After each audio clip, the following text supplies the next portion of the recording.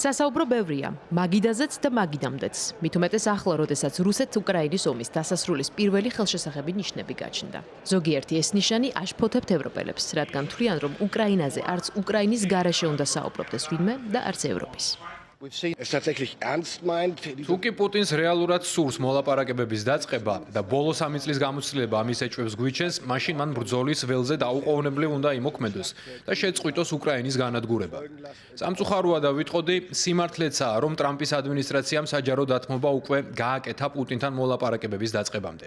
ჩემი აზრით, უკეთესი იქნებოდა თუკი უკრაინის ნატოში შესაძლო გაწევრებას ან ქვეყნის ტერიტორიის შესაძლო დაკარგვასთან დაკავშირებით საუბარი მოლაპარაკებების მაგიდასთან იქნებოდა და არა მის დაწყებამდე.